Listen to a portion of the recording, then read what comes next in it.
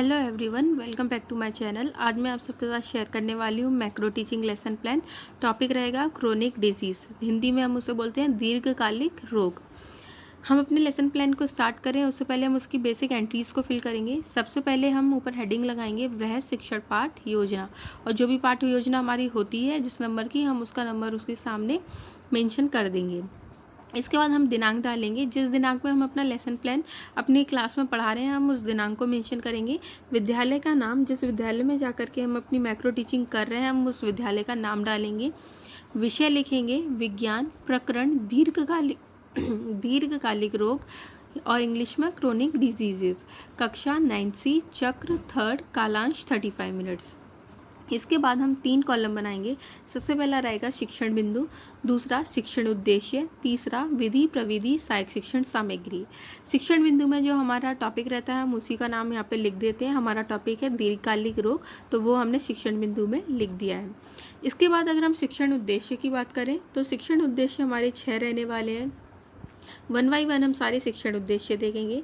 सबसे पहले है ज्ञानात्मक उद्देश्य।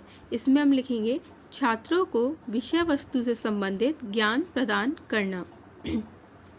सेकंड नंबर पे है बोधात्मक उद्देश्य। इसमें लिखा जाएगा छात्रों को विषय वस्तु में दी गई संबंधित तथ्यों का बोध करना। थर्ड पर है अनुप्रयोगात्मक उद्देश्य। इसमें लिखा जाएगा छात्रों को विषय वस्तु में दी गई विशिष्ट बातों का अपने जीवन में प्रयोग करना सिखाना। फोर्थ नंबर पे है कौशलात्मक उद्देश्य। इसमें हम लिखेंगे छात्रों के अंदर विशिष्ट कौशल विकसित करना। फिफ्थ नंबर पे है विवृत्त्यात्मक उद्देश्य। इसमें लिखा जाएगा छात्रों में विज्ञान विषय के प्रति सकारात्मक एवं वैज्ञानिक अभिवृद्धि उत्पन्न करना। 6 नंबर पे आएगा अभिरुचियात्मक उद्देश्य। इसमें हम लिखेंगे छात्रों को विज्ञान विषय के अध्ययन के प्रति रुचि उत्पन्न करना। तीसरा कॉलम है विधि प्रविधि सहायक शिक्षण सामग्री। विधि में हम लिखेंगे व्याख्यान प्रदर्शन विधि, प्रविधि में आएगा प्रश्नोत्तर विधि, सहायक शिक्षण सामग्री में लिखा जाएगा विषय वस्तु से संबंधित या पाठ के कक्षा उपयोगी सामग्री। इस तरीके से हमारा फर्स्ट पेज का जो काम है वो खत्म हो जाएगा। अब हम आएंगे सेकंड पेज पर। सेकंड पेज पर सबसे पहली जो हेडिंग होगी वो होगी पूर्व ज्ञान। हम इसमें लिखेंगे छात्र छात्राएं विषय वस्तु से संबंधित सामान्य जानकारी रखते हैं। इसके बाद हम अपने टॉपिक की प्रस्तावना निकालेंगे। प्रस्तावना निकालने के लिए हम 2 मेन कॉलम बनाएंगे। पहला छात्राध्यापिका क्रिया, दूसरा छात्र क्रिया। पहला प्रश्न रहेगा छात्रों कुछ गंभीर रोगों के नाम बताइए। बच्चे जवाब देंगे दमा यानी अस्थमा, मधुमेह, डायबिटीज़, गठिया, आर्थराइटिस, टीबी, ट्यूबरक्लोसिस। दूसरा क्वेश्चन रहेगा दमा, मधुमेह, गठिया ठीक होने में कितना समय लेती हैं। तो बच्चे जवाब देंगे ये एक लंबे अंतराल में सही होने वाले रोग हैं। तीसरा क्वेश्चन रहेगा लंबे समय तक मनुष्य के शरीर में होने वाले रोग क्या कहलाते हैं। छात्र यहाँ पे निरुत्तर हो जाएंगे और यहाँ से आपकी समस्या निकल आएगी। इसके बाद आप एक उद्देश्य कथन लिखेंगे। उसमें लिखा जाएगा आज हम लोग दीर्घकालिक रोग यानी कि क्रोनिक डिजीज़ के बारे में अध्ययन करेंगे। आप देख सकते हैं ये फर्स्ट एंड सेकंड पेज जो है वो कुछ इस तरीके से रहेंगे। फ्रंट में इन दोनों के पहला जो पेज है उस पर शिक्षण उद्देश्य आएंगे और बेसिक डिटेल्स आएंगी। उसके बाद से फिर यहाँ से अपना लेसन प्लान स्टार्ट होगा। हम दूसरे पेज पर उस टॉपिक की प्रस्तावना निकालेंगे। इसी तरीके से हम आएंगे थर्ड पेज पर। थर्ड पेज पर सबसे पहले ऊपर हेडिंग जाएगी प्रस्तुतिकरण। प्रस्तुतिकरण लिखने के बाद हम 3 मेन कॉलम बनाएंगे। सबसे पहले शिक्षण बिंदु, दूसरा अपेक्षित व्यवहार परिवर्तन, तीसरा छात्राध्यापिका कथन। शिक्षण बिंदु में अगेन हमारा जो टॉपिक है हम उसका नेम मेंशन करेंगे। अपेक्षित व्यवहार परिवर्तन में हमारे 6 व्यवहार परिवर्तन आएंगे। हम 1 बाई 1 सबको देखेंगे। सबसे पहले रहेगा ज्ञानात्मक उद्देश्य। ज्ञानात्मक उद्देश्य में लिखेंगे छात्र छात्राएं पाठ से संबंधित ज्ञान प्राप्त कर सकेंगे। सेकंड है बोधात्मक उद्देश्य। इसमें लिखा जाएगा छात्र छात्राएं विषय वस्तु से संबंधित विशिष्ट तथ्यों का बोध कर सकेंगे।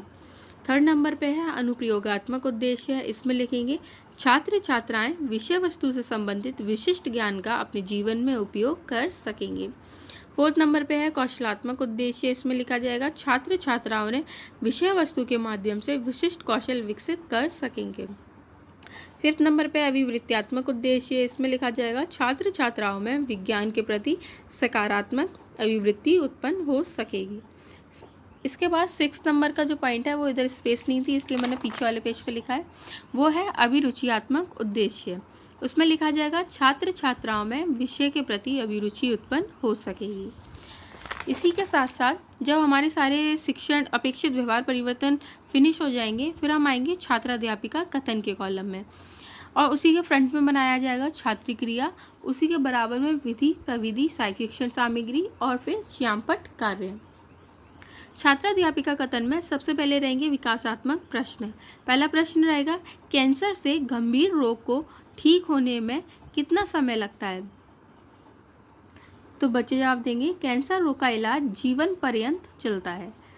दूसरा क्वेश्चन, चिरकालिक रोग से आप क्या समझते हैं? तो बच्चे यहाँ पर निरुत्तर हो जाएंगे और यहाँ से आप अपना छात्राध्यापिका कथन देना स्टार्ट करेंगे।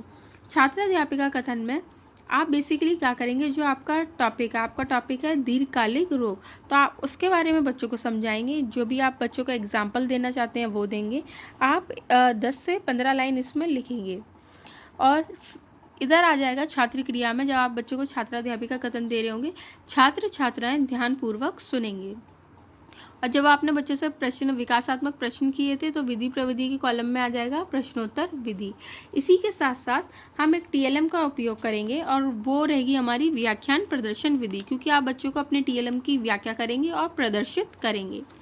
इसमें मैंने कुछ क्रोनिक डिजीज़ के एग्जाम्पल बनाए हैं। फॉर एग्जाम्पल स्ट्रोक, ये क्रोनिक डिजीज़ का एग्जाम्पल है। डायबिटीज़, जैसे कि हम जानते हैं कि डायबिटीज़ अगर एक बार किसी पर्सन को हो जाए तो उसे कंट्रोल किया जा सकता है, बट पूरी तरीके से क्योर नहीं किया जा सकता है। क्रोनिक किडनी डिजीज़, अगर कोई पुरानी किडनी की डिजीज़ है तो वो भी हमें लंबे समय तक चलती है। टूथ डिके, अगर दांतों में कोई बीमारी हो गई है तो वो सही हो जाएंगे, लेकिन आए दिन कुछ ना कुछ बीमारियां उसमें लगी रहेंगी। तो ये एक मैंने चार्ट बनाया है क्रोनिक डिजीज़ का। इसी के साथ साथ श्यामपट्ट कार्य है। जब आप बच्चों को एक्सप्लेन कर रहे होंगे तो कुछ इंपॉर्टेंट पॉइंट्स होंगे जो आप बोर्ड पे मेंशन करेंगे, वही उसी का एक छोटा फॉर्म मिनिएचर आप अपनी फाइल में भी पेस्ट करेंगे एक ब्लैक कलर के पेपर पर।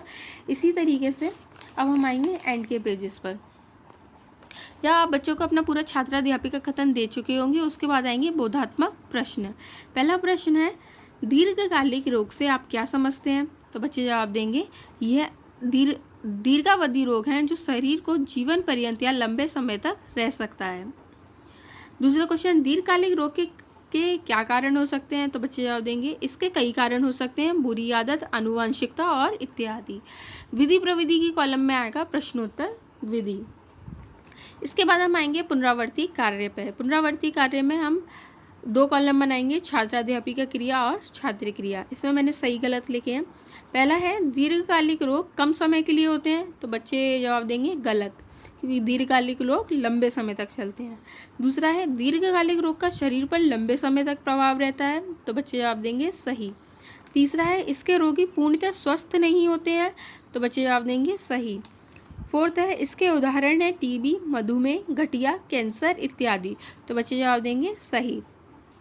जब हम इतना काम कर लेंगे तो हमारा 4th नंबर का काम रहेगा कक्षा कार्य एवं निरीक्षक कार्य। तो इसमें लिखा जाएगा, छात्र अध्यापिका कक्षा कार्य का निरीक्षण करेंगे। गृह कार्य आपको बच्चों को ऐसा देना जो इंटरेस्टिंग हो। तो इसमें मैंने लिखा है, दीर्घकालिक रोग के कारक का अध्ययन करेंगे। जैसे हमें पता है कि हमें डायबिटीज़ हो रही है, लेकिन डायबिटीज़ का कॉजिंग एजेंट क्या है, या फिर हमें आर्थराइटिस हो रही है तो उसका कॉजिंग एजेंट क्या है। तो बच्चे उसके बारे में पढ़ेंगे कि कोई भी क्रोनिक डिजीज़ है तो उसका कॉजिंग एजेंट क्या है। यही हमारा आज का होमवर्क है। इसके बाद आएगी पर्यवेक्षक टिप्पणी और पर्यवेक्षक हस्ताक्षर। जो भी टीचर आपको आपकी क्लास में बैठ करके चेक कर रहे होंगे कि आप कैसा पढ़ा रहे हैं, वो आपको ऑब्जर्व कर रहे होंगे, आपने क्या अपनी टीचिंग में गलतियां की या फिर आप उसे और कितना इफेक्टिव बना सकते हैं, वो आपको यहाँ पर एक टिप्पणी लिख करके देंगे और अपने सिग्नेचर करेंगे। इस तरीके से आप देख सकते हैं हमारा एक lesson plan for macro teaching 6 pages में कंप्लीट हो गया है। Thank you.